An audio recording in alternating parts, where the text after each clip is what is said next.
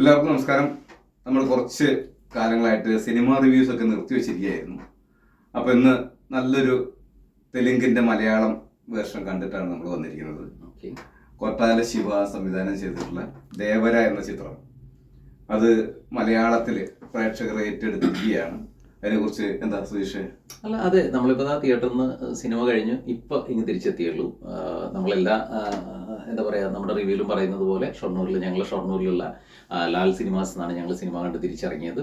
First show, ആദ്യത്തെ show തന്നെ ഞങ്ങൾ കണ്ടു. കൊട്ടാല ശിവ സംവിധാനം ചെയ്ത ജൂനിയർ NTR നായകനായിട്ട് അഭിനയിച്ച, മാത്രമല്ല നമ്മുടെ മലയാളികളായിട്ടുള്ള 2-3 പേര് അതിനകത്തുണ്ട്. സുദീപ് അഭിനയിച്ചിട്ടുണ്ട്, അതുപോലെ തന്നെ നമ്മുടെ നരേൻ അഭിനയിച്ചിട്ടുണ്ട്. പിന്നെ എടുത്തു പറയാത്ത ഷൈൻ ടോം ചാക്കോ, പുള്ളിക്കാരൻ വലിയൊരു ക്യാരക്ടറാണ്. കാരണം വെച്ചാൽ അത്യാവശ്യം ഒരു മുഴുനീള കഥാപാത്രമാണ് പുള്ളിക്കാരൻ ചെയ്തിട്ടുള്ളത്. പടത്തെക്കുറിച്ച് പറയുമ്പോൾ നമുക്ക് പടത്തെക്കുറിച്ചിട്ടുള്ള ഒരു ടോട്ടൽ സംഭവത്തെ കുറിച്ച് പറയാം. പക്ക ഒരു തെലുങ്ക് പടം എന്ന് പറയാവുന്ന രീതിയിലുള്ള മാസ് ആക്ഷനും, അല്ലെങ്കിൽ എന്താ പറയാ, മൊത്തത്തിൽ ഒരു എല്ലാം കൊണ്ടും ഒരു തികഞ്ഞ ഒരു കൊമേഴ്സ്യൽ ചിത്രമാണ്. കാരണം അതിന്റെ ആക്ഷൻ ആയാലും അതിന്റെ BGM കൊണ്ട് എഡിറ്റിംഗ് കൊണ്ട് എല്ലാം ഫ്രെയിം ടു ഫ്രെയിം നമുക്ക് ത്രസിപ്പിക്കുന്ന സീനുകൾ. ഈ തെലുങ്ക് പടത്തിന്റെ ഒരു പ്രത്യേകത എന്ന് പറഞ്ഞാല് ത്രസിപ്പിക്കുന്ന സീനുകൾ നമുക്ക് അല്ല, എടുത്തു പറയേണ്ട കാര്യം അതിന്റെ BGM ആണ്. BGM എന്ന് പറയുന്നത് നമുക്ക് അപ്പുറത്തും ഇപ്പുറത്തും അനിരുദ്ധ് അതെ, അല്ല, അതിനകത്ത് സംഭവിക്കുന്നത് എന്താ വെച്ചാൽ, അപ്പുറത്തും ഇപ്പുറത്തും ഇരിക്കുന്ന ആളുകൾ ഡിസ്കസ് ചെയ്യുന്നത് ഞാൻ കേൾക്കുന്നത്, നമ്മളെ എൻഗേജിങ് ആക്കുന്നത്, ആ സിനിമയിൽ നമ്മളെ എൻഗേജിങ് ആക്കുന്നത് ആ ഒരു അതിന്റെ BGM ആണ്. കാരണം വെച്ചാൽ അതിന്റെ ഫൈറ്റിലാണെന്നുണ്ടെങ്കിലും ഇമോഷൻ സീനിലാണെന്നുണ്ടെങ്കിലും മൊത്തത്തിൽ BGM യൂസ് ചെയ്തിരിക്കുന്നത് ആ സിനിമയെ ഒരു 90% ഉയർത്തി എന്ന് പറയുന്നത് ഇതിന്റെ BGM കൊണ്ട് തന്നെയാണ്. പിന്നെ ആക്ഷൻ എന്ന് പറയുന്നത് എടുത്തു പറയേണ്ട കാര്യം തന്നെയാണ്. പ്രത്യേകിച്ച് ഈ ലാൽ സിനിമ ഷൊർണൂര് അവരുടെ സിസ്റ്റം എല്ലാം കൊണ്ടായിരിക്കും. തീർച്ചയായിട്ടും ആ BGM ഒക്കെ വരുമ്പോഴേക്കും നമുക്ക് എന്തോ ഒരു പ്രത്യേക ഫീലാണ്. ആ അറ്റ്മോസ്ഫിയർ, ആ തിയേറ്ററിന്റെ ഒരു അറ്റ്മോസ്ഫിയർ കൂടി കൂടി ചേരുമ്പോൾ ഒരു BGM ഒക്കെ നമുക്ക് കറക്റ്റ് അത് എടുത്ത് പറയത്തക്ക ഒരു രീതി കിട്ടുന്നത് അതുകൊണ്ട് മാത്രമാണ്. പിന്നെ വലിയ ബഡ്ജറ്റിൽ ഒരുങ്ങിയിട്ടുള്ള സിനിമയാണ്. പുറത്തു വന്ന കണക്കുകളൊക്കെ 300 കോടിയിലധികം ബഡ്ജറ്റിൽ വന്ന സിനിമയാണെന്ന് പറയുന്നത് ഫൈറ്റ് എടുത്ത് പറയണം. അതെ, ഫൈറ്റ് എടുത്ത് പറയേണ്ടതാണ് ഈ സിനിമയുടെ. കാരണം ഇതിനകത്തുള്ള ജൂനിയർ NTRന്റെ പ്രകടനം എടുത്തു പറയണം. പിന്നെ ഈ സിനിമയ്ക്കകത്ത് വരുന്ന ഹീറോയിൻ എന്ന് പറയുന്നത് ജാൻവി കപൂറാണ്. ജാൻവി കപൂറിന് അത്ര വലിയ ഒരു എന്താ പറയാ വലിയൊരു പ്രാധാന്യം ഒന്നും വന്നിട്ടില്ല. അതെന്തുകൊണ്ടാണെന്ന് മനസ്സിലാവുന്നത് ഒരുപക്ഷെ ഈ സിനിമയുടെ 2ാം ഭാഗം വരാൻ കിടക്കുന്നു. അപ്പൊ ഈ പറയുന്ന ഹീറോയിൻ, പക്ഷെ എനിക്ക് 2ാം ഭാഗത്തിന് വേണ്ടിട്ട് സിനിമ നിർത്തിവെച്ച ഒരു ഫീലാണ്. തീർച്ചയായിട്ടും അതിന്റെ ക്ലൈമാക്സ് എന്ന് പറയുന്നത് പെട്ടെന്ന് തന്നെ സ്റ്റോപ്പ് ചെയ്യും.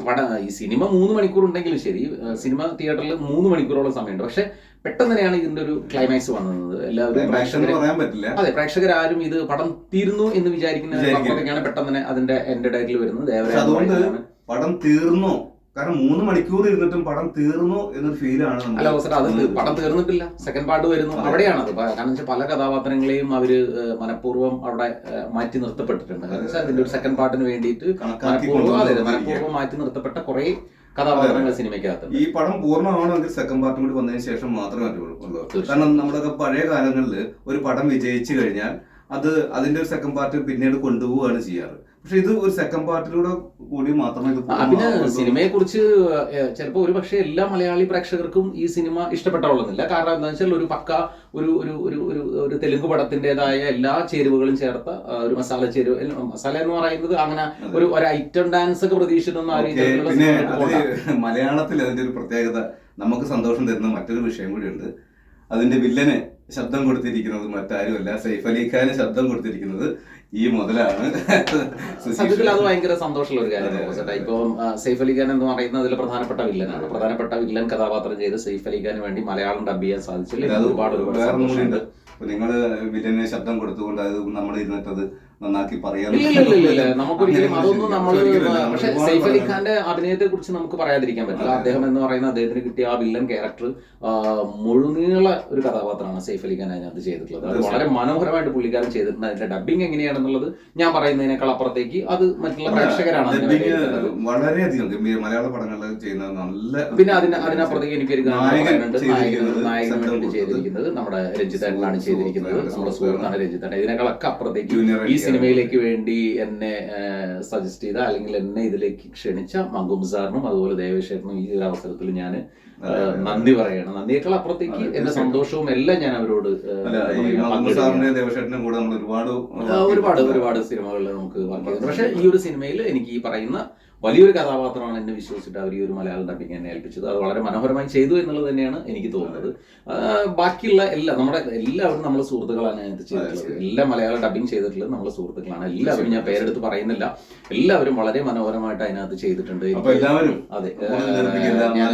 അതെ, നല്ലൊരു സിനിമയാണ്. പിന്നെ ഞങ്ങളുടെ അഭിപ്രായമാണ്. പിന്നെ ഞാൻ ഡബ് ചെയ്തുകൊണ്ട് മാത്രം ഞാൻ ഇതൊരു നല്ല സിനിമയാണെന്ന് പറയുന്നതല്ല.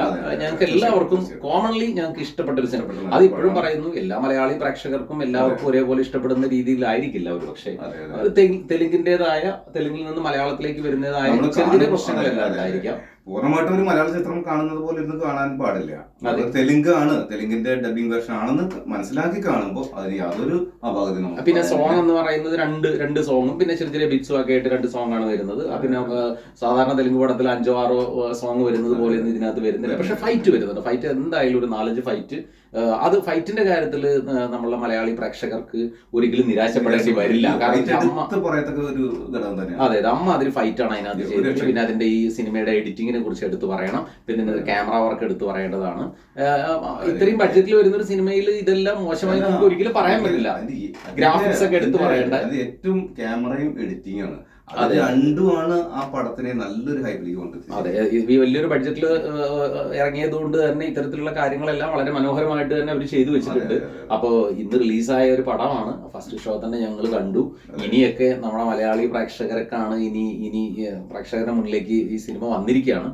അപ്പൊ ഞങ്ങൾ സജസ്റ്റ് ചെയ്യുന്നു നിങ്ങളെല്ലാവരും ഈ ഒരു സിനിമ തിയേറ്ററിൽ പോയി കാണണം. കാരണം ഇതൊന്നും ഒരിക്കലും നമ്മളൊരു മൊബൈലിനകത്തോ അല്ലെങ്കിൽ മറ്റുള്ള കിട്ടിയിട്ടില്ലെങ്കിൽ ഒന്നുമല്ല. അപ്പൊ ഇത് തിയേറ്ററിൽ തന്നെ നിങ്ങൾ ഇത് ഓൺലൈൻ മറ്റേ ഈ പറയുന്ന ആമസോണിലോ അല്ലെങ്കിൽ ഇവിടെ എവിടെയെങ്കിലൊക്കെ വരട്ടെ എന്നുള്ള രീതിയിൽ നിങ്ങൾ വെയിറ്റ് ചെയ്തിരിക്കുന്നത്. അതെ, ഇപ്പൊ ഈ പറയുന്ന മറ്റ് പ്ലാറ്റ്ഫോമുകളിൽ വന്നിട്ട് നമ്മൾ ഈ മൊബൈലിനകത്ത് ഒരു ചെറിയ സ്ക്രീനിൽ കാണാമെന്ന് വിചാരിച്ചിട്ട് നിങ്ങൾ ആരും കിട്ടില്ല. അതെ, അപ്പൊ നിങ്ങൾ ഇതിന്റെ സൗണ്ടിന്റെയും അല്ലെങ്കിൽ ഇതിന്റെ അതെ എല്ലാവരും തിയേറ്ററിൽ തന്നെ പോയി ഈ സിനിമ കാണുക അല്ലേ.